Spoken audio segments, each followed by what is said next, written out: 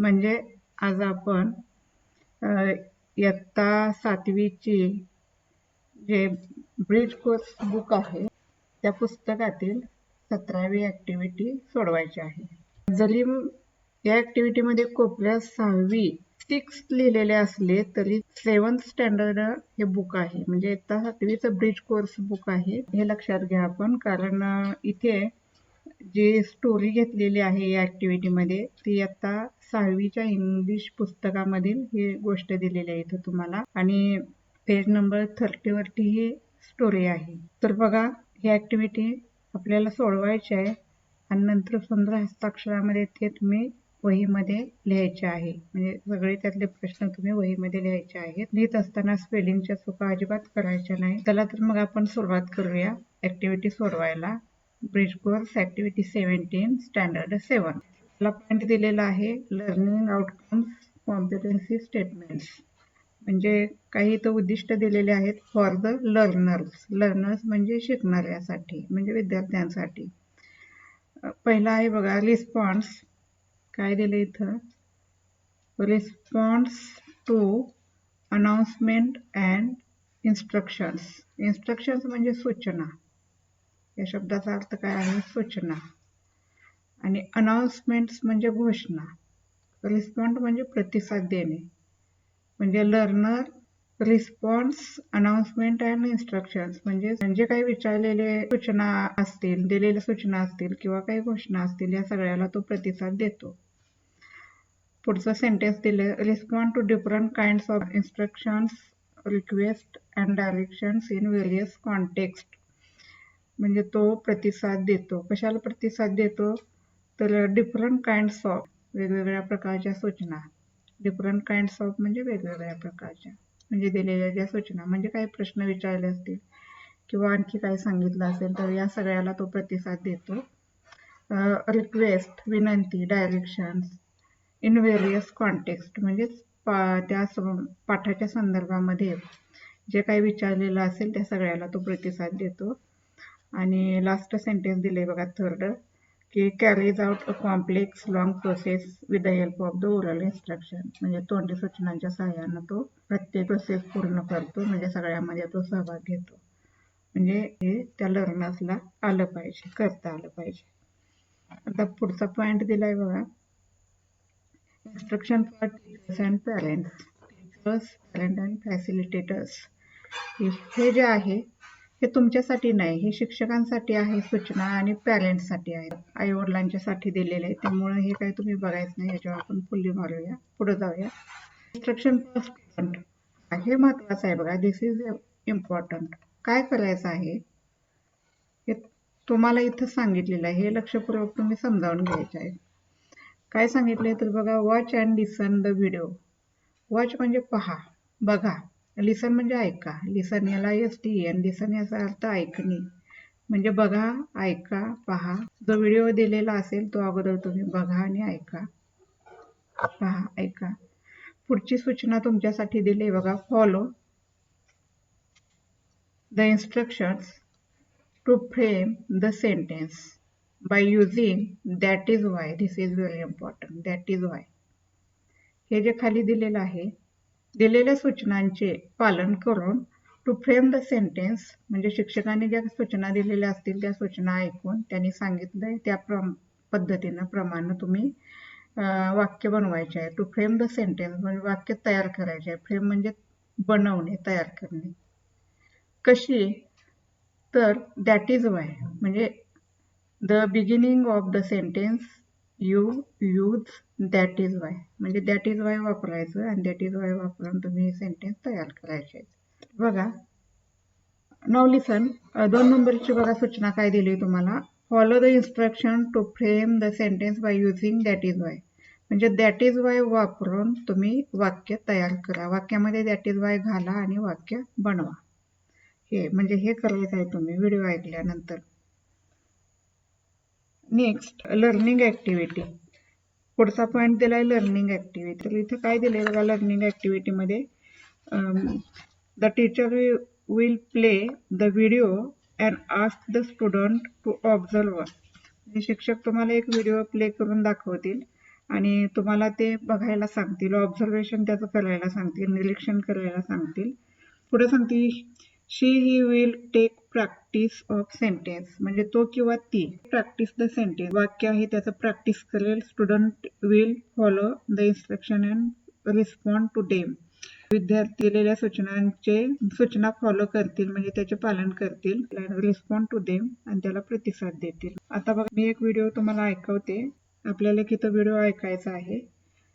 6वीच्या पुस्तकामधला lesson 2.2 मधला आहे, page number 30 वरती. तो लेसन तुम्ही लक्षपूर्वक ऐका.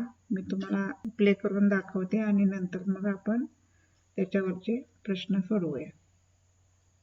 बघा, हा लेसन आहे 2.2, the lion, the man and the statue.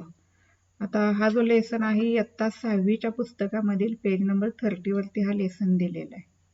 तर हा लेसन तुम्ही ऐका अगोदर, आणि मग ऐकत असताना एक गोष्ट लक्षात ठेवायची. तर या लेसनमध्ये ऐकत असताना जर दॅट इज वायची सेंटेन्स आली असतील तर त्याच्या खाली अंडरलाईन करा किंवा ते बघा. म्हणजे दॅट इज वायची सेंटेन्स कुठं कुठं आलेली आहेत ते ऐकत असताना तुम्ही बघा.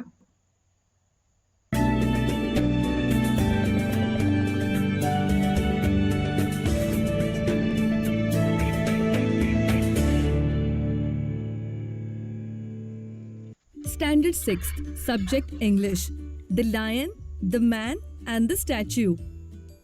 Welcome children. Today we are going to read a lesson about the lion and the man. How each one of them thinks to be superior to other is very interesting. This is because when someone tells something that he has his own point of view and he tries to justify what he thinks about it by trying to convince others. Long ago, men and animals could talk to each other. One day, as they were talking, the lion said that, "I'm the king of the beasts and I'm stronger than any man. That is why men fear me." The man was not ready to accept what the lion was telling. So he opposed the lion, saying that, "Don't forget that men are more intelligent than any beasts. That is why man can hunt or capture any animal." They both began to argue about who was greater. At last, the man took the lion to a statue in a big garden. It showed the great hero Hercules standing proudly with a dead lion at his feet. The man said, "This statue claims that men are greater." The lion was not ready to accept. So he said, "Since this statue is made by a man, it shows that men are greater. But if lions make statues, they would show the lion standing and the man lying dead under his paws." What do we learn from the story? We learn that the story depends on the shiny teller. I will read some difficult words from the lesson with proper pronunciation. Listen carefully. Okay, madam. Proud, strength, beasts, intelligence, capture, statue, claimed, replied, pause. So children, I will ask you some questions on this lesson and you have to answer them. Yes, ma'am. Who speaks first in the story? The lion speaks first in the story. What was the lion proud of? The lion was proud of his strength. What was the man proud of? The man was proud of his intelligence. What did the man show to the lion? The man showed a statue of the great hero Hercules standing proudly with a dead lion at his feet.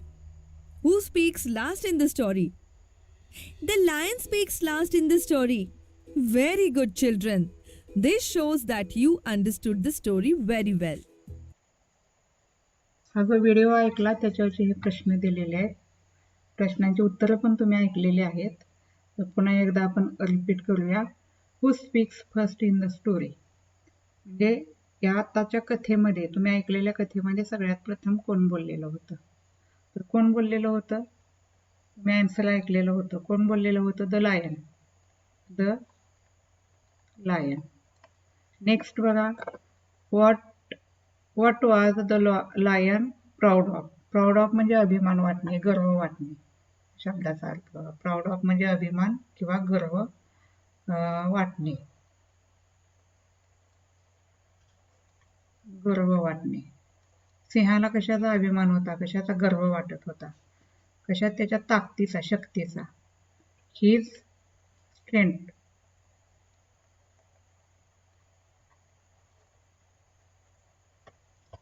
पुढचं बघा, what was the man proud of. माणसाला कशाचा गर्व वाटत होता? His intelligence.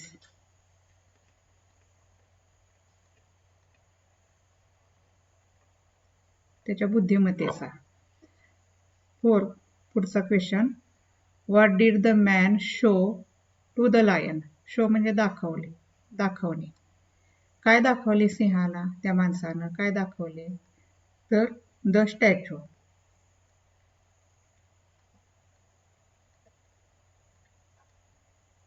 ते Hercules आणि lion यांचा स्टॅच्यू त्याने दाखवला. 5वा प्रश्न दिलाय, who speaks last in the story. Who म्हणजे कोण. ज्या वेळेला हूचा प्रश्न असतो असा, त्यावेळेला फक्त या ठिकाणी आपल्याला नाव लिहायचं असतं, एवढं लक्षात ठेवा. आणि पुढचं सेंटेन्स जसं आहे तसंच लिहायचं. हू speaks last in the story. Speak म्हणजे बोलणे, स्पीक्स म्हणजे बोलले.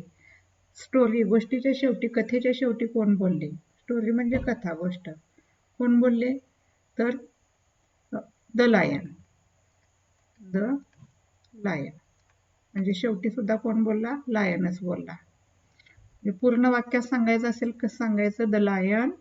बघा, द लायन स्पीक्स. इथं द लायन येणार. The lion speaks last in the story. म्हणजे पुढचं वाक्य जसं आहे तसंच येतं, फक्त इथं नाव लिहायचं असतं.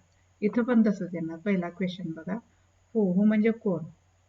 हू याचा अर्थ काय? कोण, कोणी असा अर्थ होतो याचा. बघा, म्हणजे कथेच्या सुरुवातीला कोण बोललं? फर्स्ट म्हणजे प्रथम, आणि लास्ट म्हणजे काय? शेवटी. फर्स्ट लास्ट अपोजिट शब्द झाला बघा. इथं कथेच्या शेवटी पहिल्यांदा कोण बोललं? इथं पण तसंच येणार. The lion speaks first in the story. ठीक आहे, आता पुढं बघा काय सांगितले. पुढची ऍक्टिव्हिटी दिलेली आहे. पुढचं दिलाय पॉइंट बघा. आपण हे बघितले प्रश्न, learning activity, solve activity, demo. म्हणजे ऍक्टिव्हिटी सोडवायला दिलेली आहे, या पद्धतीने सोडवायला सांगितले. हा डेमो दिलेला आहे तुम्हाला. अशा प्रकारे खाली दिलेली ऍक्टिव्हिटी आपल्याला सोडवायची. आता व्हिडिओ ऐकला, त्याच्या आधारे एक्झाम्पल दिले बघा. एक्झाम्पल काय दिलंय? Why do men fear the lion. Fear म्हणजे घाबरणे, फिअर भीणे, घाबरणे. फिअरचा अर्थ, फिअर म्हणजे काय? घाबरणे. बघा, वाय म्हणजे का. वाय या शब्दाचा अर्थ बघा, डब्ल्यू शब्द आहे हा. वाय याचा अर्थ का. Why do men fear the lion. म्हणजे माणसे म्हणजेच लोक सिंहाला का घाबरतात असा प्रश्न आहे. का घाबरतात? खाली आन्सर दिलंय बघा. Lion is stronger than any man. Stronger than, च्यापेक्षा अधिक. दॅन म्हणजे च्यापेक्षा अधिक. एनी मॅन म्हणजे इतर कुठल्याही माणसापेक्षा सिंह हा अधिक शक्तिशाली असतो. Stronger, strongest. स्ट्रॉंगर म्हणजे शक्तिशाली, अधिक शक्तिशाली असतो. That is why men fear the lion. आणि म्हणूनच माणसे म्हणजेच लोक सिंहाला घाबरतात. दॅट इज वाय म्हणजे म्हणून तर, किंवा त्यामुळे असं. दॅट इज वायचा अर्थ काय होतो? म्हणून तर किंवा म्हणून असा होतोय बघा. आता हे जसं दिलंय या पद्धतीनं खालच्या ऍक्टिव्हिटी आपल्याला कंप्लीट करायची आहे. पुन्हा एकदा बघून घ्या. The lion is stronger than any man. म्हणजे सिंह हा इतर लोकांपेक्षा अधिक शक्तिशाली असतो. That is why men fear the lion. आणि म्हणूनच माणसे किंवा लोक सिंहाला घाबरतात. की या पद्धतीनं म्हणजे हे जे एक्झाम्पल दिलंय तुम्हाला, एक्झाम्पल म्हणजे उदाहरण दिलंय आणि याच पद्धतीनं आपल्याला आता खालची ऍक्टिव्हिटी काय करायची, कम्प्लीट करायची. तर पुढचा पॉइंट दिलेला आहे बघा. हे काय म्हटलंय पुढं, प्रॅक्टिस म्हणजे आपल्याला काय करायचं आहे, आता सराव करायचा आहे. या शब्दाचा अर्थ बघा, प्रॅक्टिस म्हणजे काय, सराव. तर ही सरावासाठी दिलेली ऍक्टिव्हिटी. प्रश्न दिलाय बघा, use your imagination to complete the following. Imagination म्हणजे कल्पना किंवा तुमची कल्पनाशक्ती. इमॅजिन म्हणजे कल्पना करणे आणि इमॅजिनेशन म्हणजे कल्पना. हे बघा, इमॅजिनेशन याचा अर्थ काय, कल्पनाशक्ती. तुमची कल्पना वापरून, काय सांगितलं तर तुमची कल्पना वापरून टू कम्प्लीट म्हणजे पूर्ण करा. द फॉलोइंग म्हणजे खालील. या शब्दाचा अर्थ काय, फॉलोइंग म्हणजे खालील.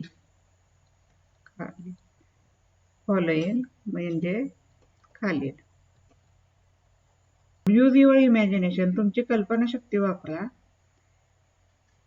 टू कम्प्लीट द फॉलोइंग, तुमची कल्पना वापरून खालील वाक्य पूर्ण करा अशी दिलेली. आता सेंटेन्स 1 इथं काय दिलंय बघा, दॅट इज वाय. पुढचं दिलेलं आहे दॅट इज वाय, म्हणून तर. पुढचं कारण सांगितलेलं आहे, that is why I didn't eat the mango. Eat म्हणजे खाणे. डिड नॉट म्हणजेच डिडंट, त्याचा short form. I didn't eat the mangoes म्हणजे मी आंबा खाल्ला नाही. दॅट इज वाय म्हणून तर मी आंबा खाल्ला नाही. आंबा खाल्ला नाही. का खाल्ला नाही ते आपल्याला इथं लिहायचं आहे. आपल्याला आता का खाल्ला नाही हे एवढ्यात लिहायचं आहे. जसं इथं वरती मगाशी एक्झाम्पल आपण बघितलं का नाही, हे एक्झाम्पल बघितलं. हे बघा, एक्झाम्पल काय बघितलं होतं आपण, एक्झाम्पल काय बघितलेलं एक्झाम्पल आपण, हे ओके. हा, the lion is stronger than any man.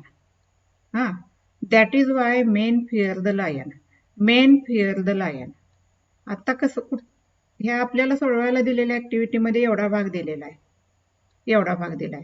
That is why men fear the lion. म्हणून तर माणसे सिंहाला घाबरतात. म्हणून तर लोक सिंहाला घाबरतात.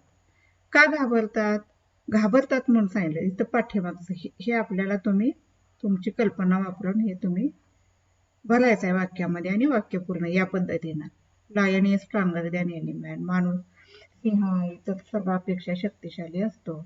हे जसं दिलंय तसं आता या ऍक्टिव्हिटीमध्ये या ठिकाणी आपल्याला आता पूर्ण करायचं आहे. इथं काय काय सांगितलंय आता इथं बघा, that is why I didn't eat the mangoes. म्हणून तर मी आंबा खाल्ला नाही. आता इथं आपल्याला भरायचं. इथं तुम्ही काही लिहू शकता. आंबा का नाही खाल्ला त्याची कारणं इथं लिहायची आहेत आपल्याला. आंबा का खाल्ला नाही. हा, तुम्ही असं पण, मला आंबा आवडला नाही म्हणून मी आंबा खाल्ला नाही असं पण म्हणू शकतोय आपण, की हे बघा, असं पण म्हणू शकताय तुम्ही इथं, आय डिडंट लाईक मँगो. मला आंबा आवडलाच नाही. I didn't like mango. मला आंबा आवडला नाही. That is why I didn't like mangoes. हे म्हणू शकता. किंवा तुम्ही असंही म्हणू शकता, I like apple. I like an apple असं पण म्हणू शकता. आय लाईक ॲन ऍपल, मला सफरचंद आवडते. That is why I didn't like mango. म्हणून मी आंबा खाल्ला नाही. ते आवडते म्हणून मी हे खाल्ले नाही. या पद्धतीनं. आता बी बघा, बी मध्ये काय दिलंय, that is why the farmer beat the camel. Beat म्हणजे मारणे. बीट याचा अर्थ, बीट म्हणजे काय होतं, मारणे. BAT.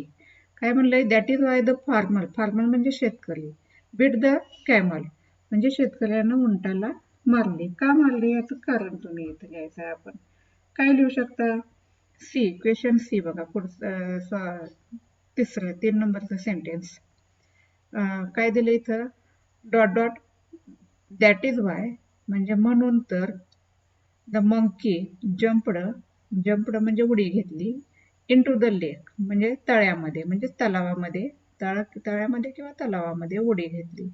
म्हणून तर माकडाने तळ्यामध्ये उडी घेतली. का उडी घेतली? काय सांगू शकताय तुम्ही इथं? काय सांगू शकताय? द मंकी सॉ बघा the monkey saw his face in the lake. थोडक्यात लिहायचं झालं तर आपल्याला तुम्ही असं पण सांगा. monkey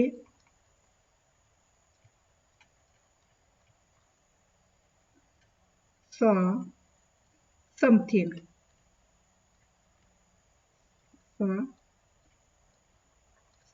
म्हणजे माकडानं काहीतरी पाहिले. दॅट इज वाय समथिंग म्हणजे काहीतरी. That is why the monkey jumped into the lake. Next that is Y जो व्हिजिटेड द अर्थ म्हणजे पृथ्वी. तर इथं काय म्हटलंय? दॅट इज वाय जो व्हिजिटेड द अर्थ म्हणजे म्हणून तिनं पृथ्वीला भेट दिली. तिला इथं काम करायचं होतं किंवा तिला इथं काम करावं असं वाटत होतं. हे बघा इथं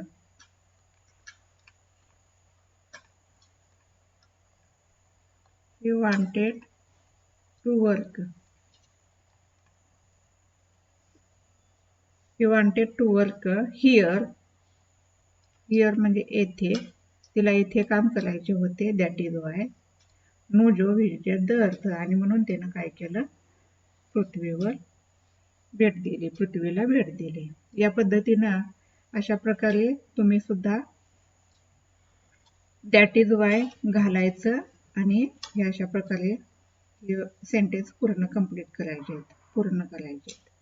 हे जे मी तुम्हाला एक्झाम्पल म्हणून एक एक वाक्य तुम्हाला दाखवलं ना आता, तर तुम्ही स्वतः इथं वाक्य घालायचे. स्वतः घालायची वाक्य या ठिकाणी आणि ही ऍक्टिव्हिटी आपण पूर्ण करायची.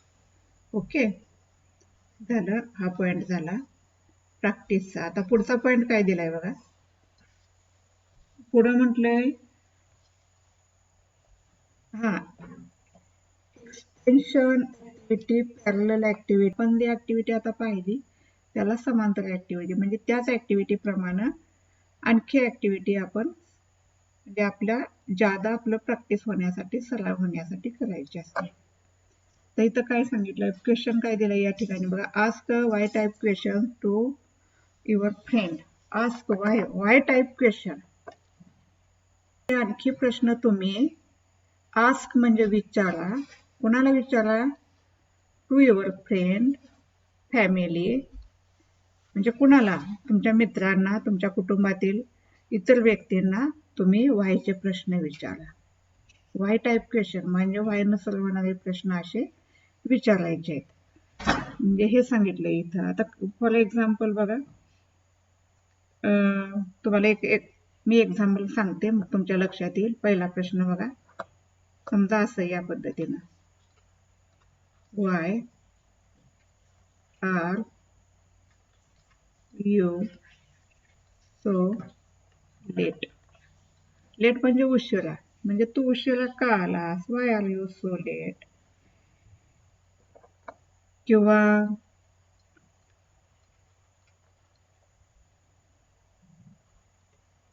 Y are you sad.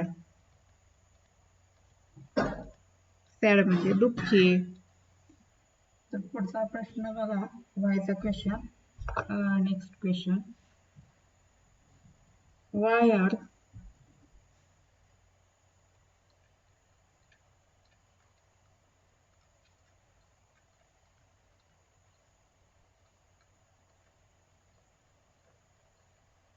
you angry? Why are you not going to school? Why are you not going to school? किंवा नेक्स्ट बघा, why are you so quiet, why are you so quite.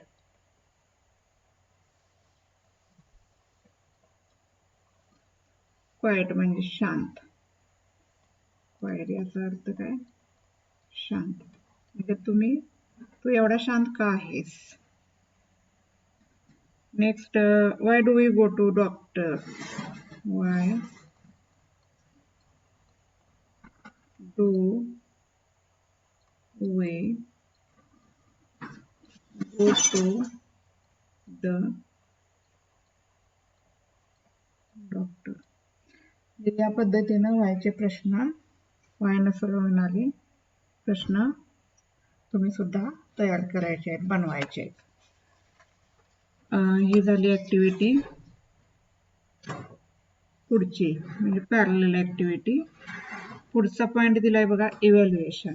Next point काय दिलेला आहे? Evaluation. हे बघा इथं evaluation. Evaluation म्हणजे मूल्यमापन. इव्हॅल्युएशन याचा अर्थ काय? मूल्यमापन. आता इथं काय करायचं आहे बघा, मूल्यमापन या ठिकाणी make a video audio. Make म्हणजे बनवा, व्हिडिओ किंवा ऑडिओ, और म्हणजे किंवा, टेल म्हणजे सांगा, your teacher 5 sentences using that is why. म्हणजे व्हिडिओ किंवा ऑडिओ बनवा किंवा तुमच्या शिक्षकांना 5 वाक्य दॅट इज वायनं सुरू होणारी 5 वाक्य सांगा. आता या ठिकाणी व्हिडिओ बनवायसाठी बघा, हे ऍक्टिव्हिटी जी 17 आहे याच्यामध्ये इव्हॅल्युएशनच्या खाली Diksha video e content QR code म्हणून एक लिंक दिलेली आहे. या लिंकवर तुम्ही टच केलं म्हणजे तुम्हाला व्हिडिओ कसा बनवायचा ऑडिओ हे दाखवलेलं आहे. तुम्ही ते बघा, नंतर बघू शकता ते. पुढचा पॉइंट दिला बघा, टुडे आय लर्न. टुडे म्हणजे आज. म्हणजे आज आपण काय शिकलो? LEARNT, लर्न म्हणजे शिकलो. म्हणजे आज आपण काय शिकलो? मी आज काय शिकलो हे इथं सांगितलंय बघा. म्हणजे तुम्ही काय शिकला आज? I am able to frame. Frame म्हणजे बनवणे, तयार करणे. I am able to frame questions and respond to the questions. म्हणजे मी प्रश्न बनवायला शिकलो आणि विचारलेल्या प्रश्नांना प्रतिसाद द्यायला शिकलो. म्हणजे विचारलेल्या प्रश्नांची उत्तरं द्यायला शिकलो. येस, नो किंवा वगैरे. नेक्स्ट पुढे म्हणलंय, I am able to take part. Take part म्हणजे भाग घेणे, सहभाग घेणे. टेक पार्ट ही फ्रेज आहे, याचा अर्थ काय होतो? भाग घेणे. इन द ऍक्टिव्हिटी म्हणजे या ऍक्टिव्हिटीमध्ये मी सहभाग घ्यायला शिकलो. म्हणजे प्रश्नांची उत्तरं द्यायला शिकलो, विचारलेल्या प्रश्नांना प्रतिसाद द्यायला शिकलो. हे आज मी शिकलो. अशा प्रकारे ही 17 ऍक्टिव्हिटी हे सांगितलेलं आहे. या ठिकाणी फक्त आता तुम्ही वहीमध्ये तुमच्या काय सोडवायचं आहे तर सॉल्व द ऍक्टिव्हिटी डेमो म्हटलंय, हे एक्झाम्पल दिलेलं आहे बघा. सॉल्व ऍक्टिव्हिटी डेमो हे एक्झाम्पल दिलं आहे. ह्या एक्झाम्पल प्रमाणे तुम्हाला प्रॅक्टिससाठी हे जे प्रश्न दिलेले आहेत दॅट इज वायची वाक्य कंप्लीट करायची. इथं मनानं तुम्ही सेंटेन्स घालायचे तुमच्या कल्पनेप्रमाणे आणि हे पूर्ण करायचं आहे. नेक्स्ट पुढचं दिलंय बघा. पुढं काय सांगितलेलं आहे? एक्सटेन्शन म्हणजे parallel activity. Why type questions means you, हे बघा, why type questions to your friends family. म्हणजे तुमच्या मित्रांना, फॅमिलीतील इतरांना तुम्ही वायचे प्रश्न विचारा. तुम्ही स्वतः अशा प्रकारचे प्रश्न बनवा. हे एक तुम्ही स्वतः वायचे प्रश्न बनवायचे. तुम्हाला जेवढे शक्य होतील तेवढे प्रश्न तुम्ही बनवा. वायनं सुरू होणारे प्रश्न बनवा. पहा पुढचा एक पॉइंट दिलाय आणि इव्हॅल्युएशन. आता इव्हॅल्युएशन मध्ये काय सांगितलंय? मेक अ व्हिडिओ ऑडिओ और टू टेल युअर टीचर. म्हणजे व्हिडिओ किंवा ऑडिओ बनवा किंवा तुमच्या शिक्षकांना तुम्ही 5 वाक्य, हे 5 वाक्य तुम्ही बनवायचे आहेत. याचे 5 वाक्य बनवायचे. प्रॅक्टिस ऍक्टिव्हिटी ती कंप्लीट करायची आणि वायनं सुरू होणारे कमीत कमी 5 प्रश्न, जास्तीत जास्त तुम्हाला जेवढे येतील तेवढे प्रश्न तुम्ही बनवायचे आहेत. ओके. आणि अशा प्रकारे आपली ही 17वी ऍक्टिव्हिटी सोडवून कंप्लीट झालेली आहे. जे आहेत प्रश्न ते तुम्ही वहीमध्ये व्यवस्थित सुंदर हस्ताक्षरामध्ये काय करायचे लिहून काढायचे. ओके ठीक आहे.